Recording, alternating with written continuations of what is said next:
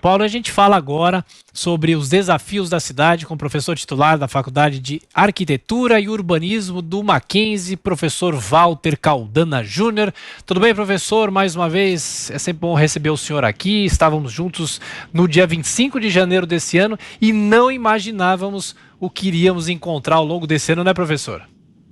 Bom dia, tudo em paz? Pois é, rapaz, que coisa, né? Que ano! Pois é. Professor, os desafios aqui para a cidade de São Paulo. O senhor acha que essa campanha eleitoral teve mais proposituras ou foi também uma campanha marcada por acusações políticas? De que forma a cidade foi discutida nessa campanha eleitoral, professor? Olha, acho que um dos pontos a se remarcar é que essa campanha, sobretudo no segundo turno, foi muito melhor do que as últimas, do que as anteriores.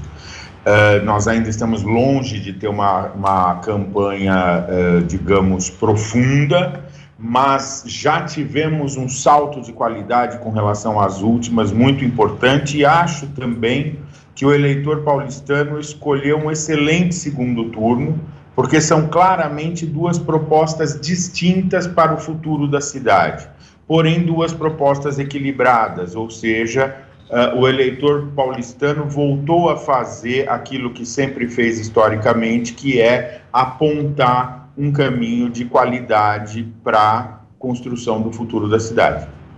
Oi, professor, bom dia. Em relação à infraestrutura, qual vai ser o maior desafio do próximo prefeito de São Paulo? Bom, o próximo prefeito de São Paulo ele tem que enfrentar os desafios clássicos, não é? Ele tem que enfrentar mobilidade, habitação e infraestrutura sanitária. Esses três elementos são essenciais e São Paulo deve muito. Nós temos um déficit acumulado muito grande e para isso, para enfrentar esses três desafios, que são então mobilidade, habitação e infraestrutura sanitária, o próximo prefeito tem que ousar, na minha opinião, ele tem que investir em áreas de gestão que têm sido deixadas de lado nos últimos tempos, se fala, mas não se avança.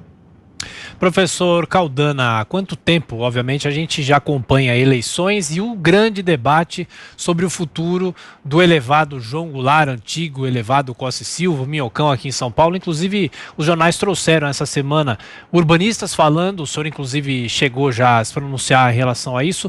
Qual que pode ser o futuro e se o senhor acha que o futuro do elevado vai ser decidido nesses próximos 4 anos ou isso vai ser empurrado com a barriga de novo? Olha, como urbanista eu gostaria muito que fosse resolvido rápido e que se fizesse o desmonte, a demolição daquele trecho do Minhocão muito rapidamente, porque São Paulo só tem a ganhar. No entanto, eu tenho a impressão que nós vamos ter os próximos 2 anos com tantas outras tarefas que possivelmente essa questão vá ser postergada mais uma vez. É fundamental para o próximo prefeito cuidar agora de gestão. Ele tem 2 desafios muito grandes pela frente para viabilizar todos os outros, que são fazer um programa de parcerias público-privado mais inteligente do que o que vem sendo feito e, por outro lado, apostar fortemente na descentralização, o que também é uma necessidade muito grande diante do impacto desse ano tão negativo na cidade de São Paulo e no mundo todo. O professor, e aqueles prédios antigos do centro de São Paulo, ocupados irregularmente, invadidos, o que seria ideal para se fazer com eles? Pois é, a questão da habitação, na verdade, ela demanda uma atuação sistêmica da prefeitura e uma atuação em parceria com a sociedade. Não é? A sociedade precisa passar a enxergar o problema da habitação, sobretudo da habitação de interesse social e também a habitação de mercado popular, de um outro modo. Ela precisa entender que o problema da habitação não é só de quem tem problema de moradia, mas é um problema da cidade inteira, por isso que ele é um problema estrutural. Uma cidade que tem a quantidade de problemas na área de habitação como São Paulo, é uma cidade que acaba ficando doente e isso afeta a todos. É uma questão fundamental. No meu modo de ver, nós precisamos melhorar a legislação, fazer leis específicas para incentivar o uso dessas habitações que estão, incentivar e facilitar o uso dessas habitações que estão ficando para trás e deixando muita gente sem casa e deixando muita gente sem a possibilidade de atuar no mercado imobiliário como gostaria. Professor Caldana, qual é o desafio do novo prefeito aqui de São Paulo em relação à economia? Porque o pós-pandemia vai ser muito difícil. Agora há pouco o nosso repórter entrevistava os ambulantes na porta de um colégio aqui em São Paulo e muita gente perdeu emprego, muita gente está tentando sobreviver dos bicos e muitos ambulantes também nas ruas aqui de São Paulo. Qual que é o desafio do ponto de vista da economia? Como que o prefeito pode gerir isso, já que não só depende dele, depende do Estado, depende da própria União, né? Por incrível que pareça, o prefeito é o elo mais frágil dessa cadeia, mas ele tem muito o que fazer. Por exemplo, ele tem muito o que fazer no que diz respeito à gestão, no sentido de facilitar a atividade econômica. Ele tem muito o que fazer no sentido do uso do solo urbano, que é, por incrível que pareça, um entrave muito grande à movimentação na cidade. Então a questão do uso do solo é muito importante.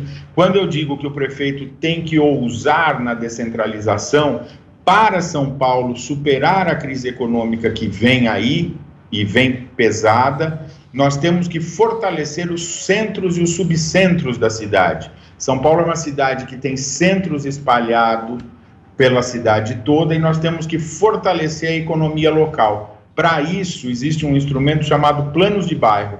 O prefeito tem que investir fortemente, seja ele qual for, nestes planos de bairro feitos em parceria com a sociedade, em parceria com a economia local, nos subcentros. É uma rede que vai dar suporte à superação da crise econômica pela cidade. São Paulo foi feita pelo pequeno capital, São Paulo foi feita por esta rede pulverizada. Nós temos que incentivar isso fortemente, o comércio local, atividade local, empreendimentos locais, sempre de forma compartilhada com a sociedade. Professor, e a reforma do Vale do Anhangabaú e a recente concessão feita pelo prefeito Bruno Covas, né, e candidato à reeleição à Prefeitura de São Paulo, pode ter prejudicado a imagem dele? Não creio que tenha prejudicado a imagem dele. Eu acho que há duas interpretações importantes ali. A primeira interpretação de que ele teria gasto um dinheiro indevido na hora indevida. Mas há outras interpretações que dizem, por exemplo, que, como raramente é feito, houve continuidade nesse projeto que vem de outras gestões, vem de gestões, inclusive, de outro alinhamento ideológico, enfim. Na verdade, a questão ali do Anhangabaú, ela é, neste momento, uma questão pequena diante dos grandes desafios da cidade. O que ela nos traz é a necessidade de que o próximo prefeito repense a maneira pela qual São Paulo faz projetos urbanos. Por isso essa questão da participação do projeto colaborativo ser tão importante.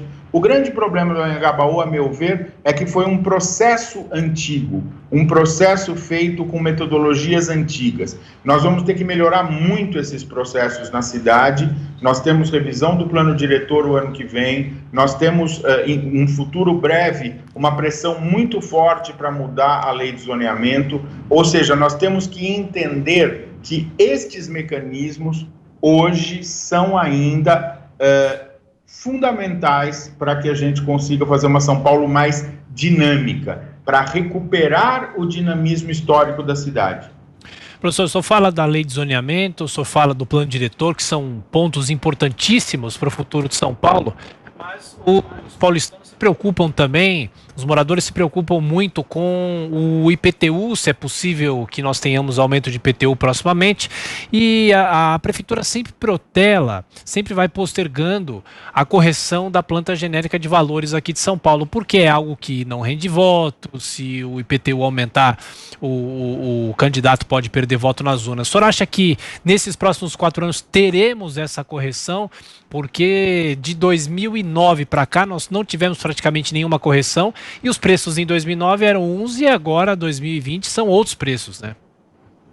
É inexorável que São Paulo faça isso, isso tem que ser feito no começo de mandato, por óbvio, mas é por isso que eu estou dizendo, na verdade, os instrumentos de descentralização é que vão propiciar uma revisão realista da planta genérica de valores, por exemplo. Por quê? Porque o valor da terra é diretamente ligado ao uso do solo. É claro que o cidadão não vai se preocupar com a questão conceitual, teórica que está por trás. Ele tem uma relação de dia a dia com a cidade, né? Por isso que a eleição municipal é tão bacana e é tão importante. Mas o fato é que uma coisa vem da outra. Então, nós temos que fazer uma revisão geral do uso do solo, do regramento do uso do solo e, sobretudo, das prioridades de investimento. A hora que isso for feito, adequadamente feito, o que é que nós teremos? Nós teremos a condição de rever a planta genérica de valores e rever a incidência do tributo de uma maneira mais equilibrada e mais justa. Hoje, o que se faz, muito frequentemente, é mudar o valor de face. O imóvel valia R$100 mil em 2009, agora ele vale R$180 mil, então corrige isso. E aí o impacto no IPTU, por exemplo, do dia a dia do cidadão é altíssimo. Porque nem sempre este valor do imóvel está dizendo respeito, por exemplo, a uma valorização da qualidade de vida daquele cidadão. E aí ele não compreende o aumento do imposto. É natural que isso aconteça. Claro. Professor Walter Caldana, arquiteto urbanista do Mackenzie. Mais uma vez, professor, obrigado por estar aqui conosco e até uma próxima. Bom domingo, um abraço. Obrigado pelo convite. É sempre um prazer estar aqui conversando com vocês. Estou à disposição e tomara que a gente tenha um próximo mandato bastante efetivo na cidade. Vai ser muito bom.